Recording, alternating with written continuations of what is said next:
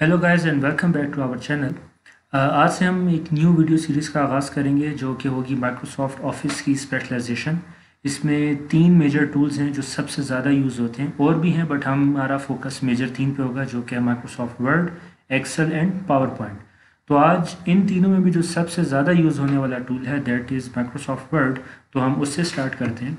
मैं Microsoft word का जो वर्जन यूज़ कर रहा हूँ वो है 2013। आप कोई भी वर्जन ले सकते हैं 2013 से नया, 2013, 16, 19 एंड ऑफिस 365, इनमें से कोई भी वर्जन आपके पास हो तो उसमें कोई भी प्रॉब्लम नहीं, क्योंकि इनका इंटरफेस जो है वो ऑलमोस्ट सेम है सबके सबका। कुछ मेजर चीज़ें हैं जो न्यू टाइम के साथ अपग्रेडेशन हुई हैं, न्यू फंक्शनैलिटीज़ ऐड हुई हैं सॉरी, तो उनका डिफरेंस है, अदरवाइज़ कोई इतना मेजर डिफरेंस नहीं है। जैसे ही मैं वर्ड 2013 को ओपन करता हूँ तो ये मेरा मेन इंटरफेस है जो मुझे एकदम डॉक्यूमेंट ओपन करने पे मिलता है। यहाँ पे मैं देख सकता हूँ कि ऑलरेडी माइक्रोसॉफ्ट की तरफ से कुछ टेम्पलेट्स मुझे मिलते हैं। अब टेम्पलेट्स ऐसे डॉक्यूमेंट हैं जो ऑलरेडी बने हुए होते हैं, बस मुझे उनको एडिट करना होता है। फॉर एग्जांपल, अगर मैं अपना रेज्यूमे बनाना चाहूँ, जिसको हम लोकल लैंग्वेज में सीवी भी कहते हैं, तो ये आप लोग देख सकते हैं कि ये मेरे पास एक रेज्यूमे है। मैं क्रिएट करूँगा, इसने डाउनलोड किया और इसी वक्त क्रिएट कर दिया। तो यहाँ से मैं इसको एडिट करके अपना पिक्चर और बाकी सारी चीज़ें एडिट करके यहाँ दे सकता हूँ। हम इसको बंद करते हैं और दोबारा अपने डॉक्यूमेंट को ओपन करते हैं, क्योंकि हमने ब्लैंक पे काम करना है। ब्लैंक डॉक्यूमेंट से हम स्टार्ट करते हैं। ये जो लेफ़्ट पे ये कॉलम नज़र आ रहा है आप लोग को, यहाँ पे जो मोस्ट रीसेंट डॉक्यूमेंट्स मेरे ओपन हुए होते हैं वो मुझे शो होते हैं। अनफॉर्चुनेटली इस पर कोई भी नहीं है, तो इसलिए यहाँ पे शो नहीं हो रहा। टेम्पलेट्स यहाँ से आप सर्च भी कर सकते हैं अगर और डिफरेंट टाइप के टेम्पलेट्स आपको चाहिए। हम ब्लैंक डॉक्यूमेंट से स्टार्ट करते हैं। ये रहा हमारा मेन इंटरफेस हमारा डॉक्यूमेंट का, माइक्रोसॉफ्ट वर्ड का। इसमें कुछ डिफरेंट बार्स हैं, पहले मैं उनका बताता हूँ। जो सबसे ऊपर वाला बार है इसको हम कहते हैं टाइटल बार। इसमें हमारे डॉक्यूमेंट का टाइटल हमें शो होता है। अब तक मैंने इस फाइल को सेव नहीं किया, सेव एज करके मैंने कोई नेम नहीं दिया। That is why by default इसका नेम यहाँ पे डॉक्यूमेंट 1 है। क्लोज़ करना, ये रिबन की सेटिंग्स हैं। हम हर चीज़ देखेंगे one by one.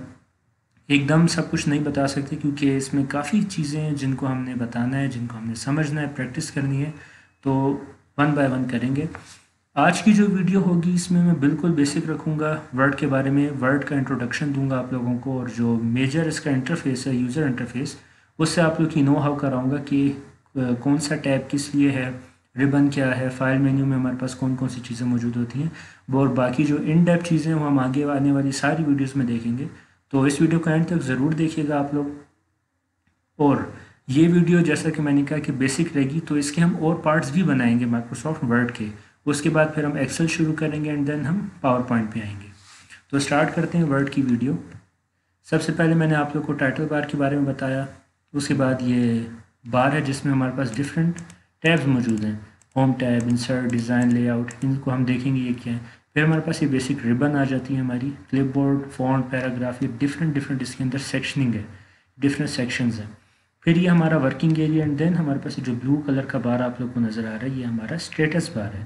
Status bar हमें ये देखें यहाँ पे पेजेस बता रहा है कि इस डॉक्यूमेंट में कितने पेजेस हैं। अब तक एक ही है, that is why 1 of 1। Words बताता है कि कितने वर्ड्स हैं। यहाँ पे जो करेक्शन आती है एंड स्पेलिंग चेकिंग आती है उसका आइकन भी बना आ जाता है। उसके बाद डिफरेंट व्यूज़ हैं इस डॉक्यूमेंट के, एंड ये जूम है हमारे पास। जितनी छोटी छोटी चीज़ें इन सब को हम देखेंगे वन बाय वन। आज का मेरा मकसद सिर्फ आप लोग को इसका एक इंट्रोडक्शन देना है इस इंटरफेस का। तो फाइल मेन्यू से स्टार्ट करते हैं। फाइल मेन्यू में आते ही सबसे पहले जो हमारे पास टैब है वो है info. Info means information about this document, जो कि इस वक्त मेरे पास ओपनड है। यहाँ पे सबसे पहले प्रोटेक्ट डॉक्यूमेंट है। यहाँ से हम अपने डॉक्यूमेंट को प्रोटेक्ट कर सकते हैं, उसको इनक्रिप्ट कर सकते हैं, उसके ऊपर कोई पासवर्ड लगा सकते हैं। अगर मैं इस डॉक्यूमेंट को ओपन करूँ तो पहले मुझे पासवर्ड देना पड़ेगा, देन मैं इस डॉक्यूमेंट को ओपन कर सकूँगा। ये कैसे करते हैं ये हम देखेंगे। इश्यूज़ चेक करना है, कोई इशू है, मैं वर्जन्स देखना, ये प्रॉपर्टीज़ हैं जो कि हमारे इस डॉक्यूमेंट के बारे में हमें बताएगा। साइज़ क्या है, पेजेस, वर्ड्स, एडिटिंग टाइम, अब तक मुझे 2 मिनट हुए इसको खोले हुए, ओपन किए हुए। टाइटल हम यहाँ से भी दे सकते हैं, डॉक्यूमेंट के अंदर से भी दे सकते हैं जब हम टाइपिंग कर रहे होते हैं। यहाँ से जो मैं जो भी टाइटल दूंगा वो मेरे डॉक्यूमेंट का टाइटल बन जाएगा। ये कैसे करते हैं ये हम देखेंगे बाद में। मॉडिफाई लास्ट कब हुआ है, अभी तक नहीं हुआ क्योंकि ओपन है। क्रिएट इस टाइम पे हुआ है। प्रिंट कब हुआ है, उसकी इन्फॉर्मेशन, ऑथर कौन है, इस वक्त ऑथर मैं हूँ, मैं कोई और ऑथर भी ऐड कर सकता हूँ। और फॉर एग्जांपल अगर ये मैं फ़ाइल अपने किसी फ्रेंड को सेंड करूँ, वो इसमें कुछ चेंजिंग करे, तो यहाँ पे एक और लास्ट मॉडिफाइड बाय में फिर उसका नेम लिखा आ जाएगा। ऑथर मैं आऊँगा लेकिन लास्ट मॉडिफाई उसने किया होगा और डेट टाइम वगैरह भी उसका चेंज हो जाएगा। ये हर चीज़ हम वन बाय वन करके देखेंगे। इन्फो टैब हो गया, फिर हम आते हैं न्यू पे। न्यू के टैब में हमारे पास वही मेन इंटरफेस है जो हमने वहाँ जब डॉक्यूमेंट मैंने ओपन किया था उस वक्त आया था। ये यहाँ से हम न्यू ब्लैंक डॉक्यूमेंट भी खोल सकते हैं, या जो टेम्पलेट हम चाहें वो भी हम खोल सकते हैं। ओपन में आके अगर ऑलरेडी एग्जिस्टिंग कोई डॉक्यूमेंट मेरे पास है मैं उसको खोल सकता हूँ। रिसेंट डॉक्यूमेंट्स वही जो मैंने मेन इंटरफेस पे आप लोग को दिखाया था, यहाँ पे लेफ़्ट कॉलम आ रहा था, वहाँ पे जो डॉक्यूमेंट्स है वही सेम डॉक्यूमेंट्स यहाँ भी शो होते हैं जो रिसेंट, इससे पहले मैंने अगर कोई खोला हो लेकिन अब तक मैंने कोई ओपन नहीं किया। वन ड्राइव मीन्स माइक्रोसॉफ्ट की जो हमारे पास वन ड्राइव आती है, अगर उसमें मेरा कोई डॉक्यूमेंट स्टोर्ड है जो क्लाउड है माइक्रोसॉफ्ट का, तो वहाँ से भी वो डाउनलोड करके यहाँ शो कर सकता है। ये मेरा कंप्यूटर है कि मेरे कंप्यूटर के अंदर अगर कोई फ़ाइल पड़ी है तो वो मैं ब्राउज़ करूँगा और यहाँ से मैं ओपन कर दूँगा। वरना ऐड अ प्लेस वही वन ड्राइव आ जाती है, वन ड्राइव फॉर बिजनेस, मैं वहाँ से भी कोई ना कोई डॉक्यूमेंट ओपन कर सकता हूँ। यूजली हम रीसेंट डॉक्यूमेंट्स को यूज़ करते हैं या कंप्यूटर को यूज़ करते हैं, और कंप्यूटर में जाके हम अपना कोई भी डॉक्यूमेंट ओपन कर लेते हैं लोकेशन पे जाके जहाँ पे भी वो डॉक्यूमेंट पड़ा हो। फिर सेव में आते हैं। सेव एंड सेव एस इस वक्त एक ही है, क्यों? क्योंकि ये डॉक्यूमेंट इस वक्त नया है। इसको मैं जहाँ पे भी सेव करूँगा ना, फॉर एग्जांपल अब मैं आपको करके दिखाता हूँ। इस डॉक्यूमेंट को फर्स्ट ऑफ ऑल हमें सेव करना पड़ेगा, तो वो कह रहा है कि कहाँ सेव करें। मैं इस डॉक्यूमेंट को डेस्कटॉप के ऊपर सेव कर देता हूँ और मैं यहाँ लिख देता हूँ ट्यूटोरियल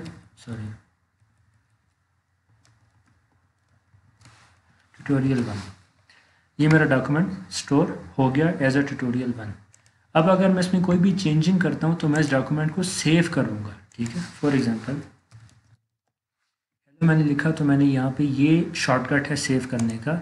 अच्छा, जो कीबोर्ड शॉर्टकट्स हैं ना डिफरेंट फंक्शंस के, मैं साथ साथ आप लोग को वो भी बताता जाऊँगा और डिस्क्रिप्शन में लिख भी दूँगा, और आप लोग अगर साथ साथ प्रैक्टिस करें तो बहुत अच्छी बात है, इससे आप लोग को याद हो जाएगा। सेव करने का शॉर्टकट है Ctrl+S। मैं Ctrl+S करूँगा तो मेरा डॉक्यूमेंट सेव हो जाएगा उस लोकेशन पे जहाँ पे मैंने वो लोकेशन दी होगी या जहाँ से वो डॉक्यूमेंट ओपन किया होगा। अब सेव और सेव एज में डिफरेंस देखते हैं।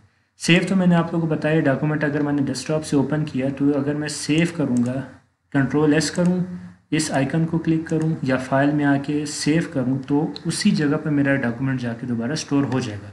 बट अगर मैं चाहता हूँ कि मैं इसको कहीं और सेव करूँ और या इसका नाम भी चेंज कर दूँ, दिखाता हूँ कैसे।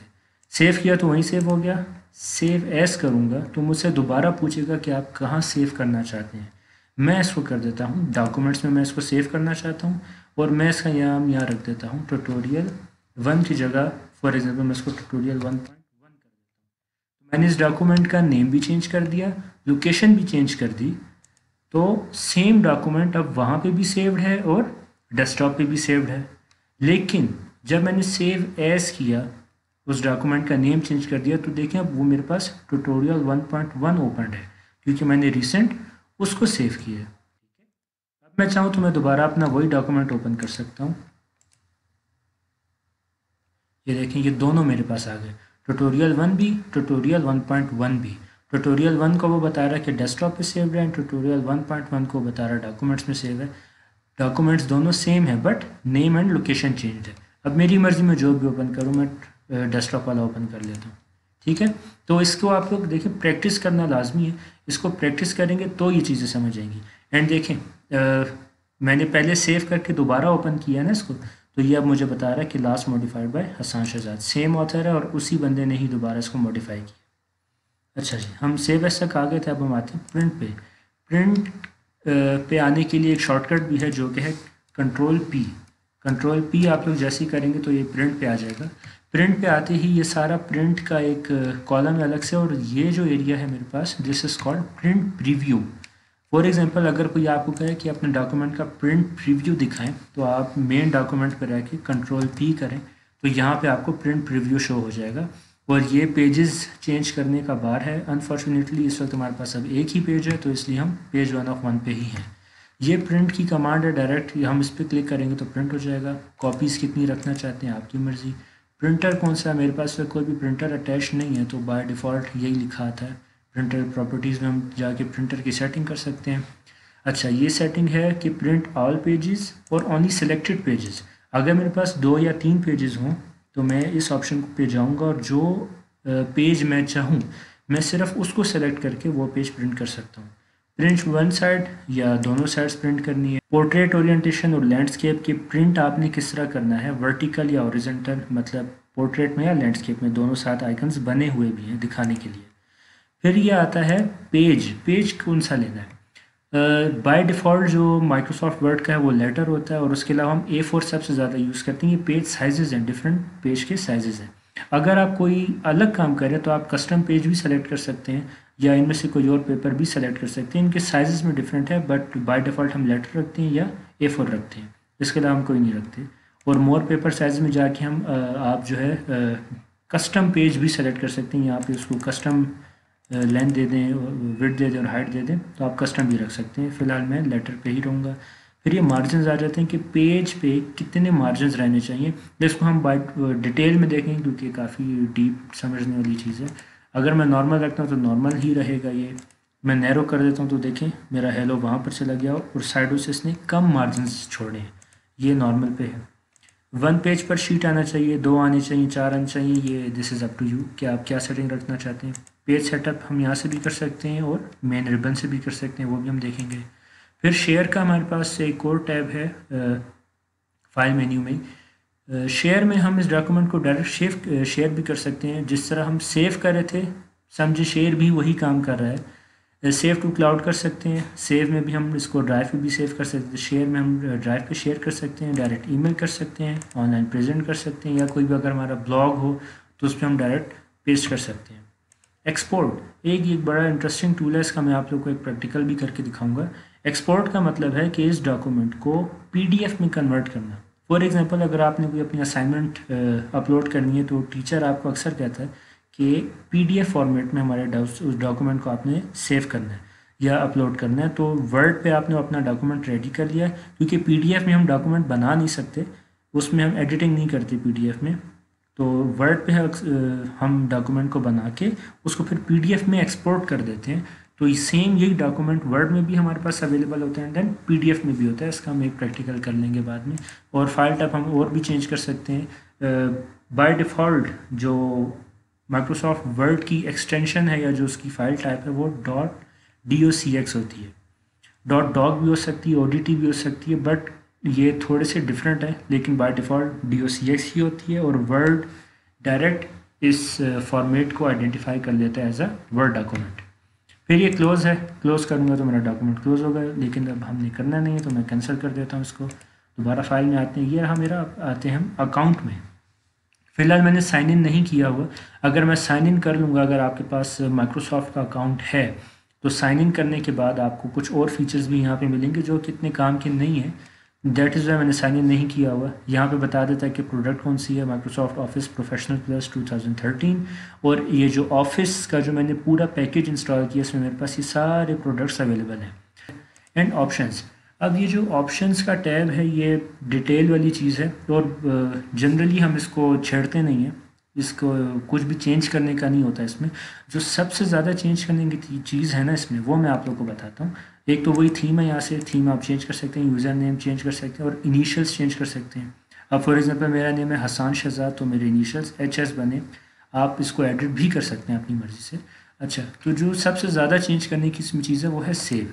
सेव में आके हम जो ऑटो सेव का जो टाइम है ना, हम उसको चेंज कर सकते हैं। फॉर एग्जांपल अब तो मैं लैपटॉप यूज़ कर रहा हूँ, या अगर आप डेस्कटॉप पे यूज़ कर रहे हो तो लाइट जा सकती है या पावर शट डाउन हो सकती है, कुछ भी हो सकता है। आपने इतना कीमती काम किया और वो ख़राब हो सकता है। तो by default Microsoft word her 10 minute के बाद हमारी उस फाइल को सेव करता जाता है, जो भी लोकेशन हमने दी होती है। देखें, save auto recover information every 10 minutes.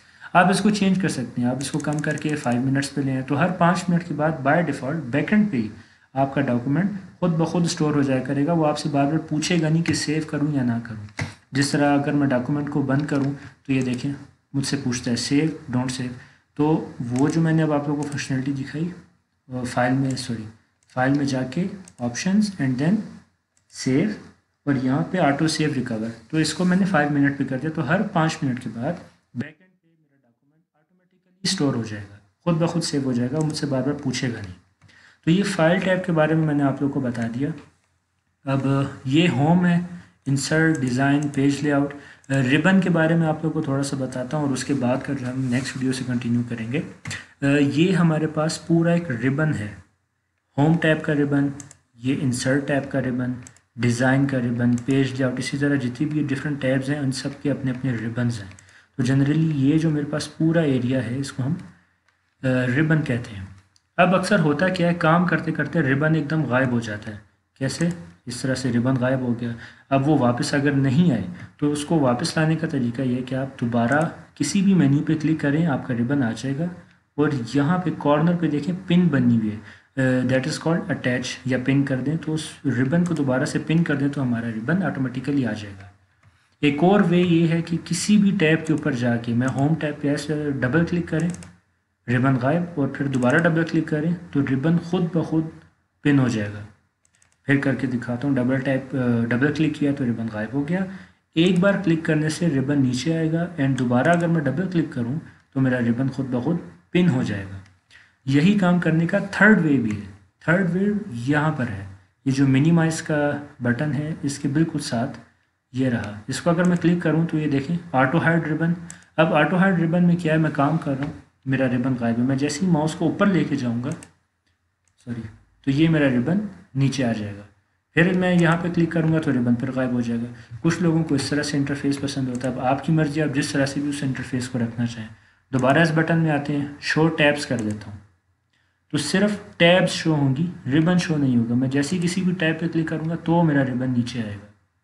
अगर ये भी नहीं चाहिए तो फिर मैं वही कर देता हूँ जो बाय डिफ़ॉल्ट होता है, शो टैब्स एंड कमांड्स। तो फिर टैब्स भी आ रही हैं, सारी की सारी कमांड्स भी आ रही हैं मेरे पास।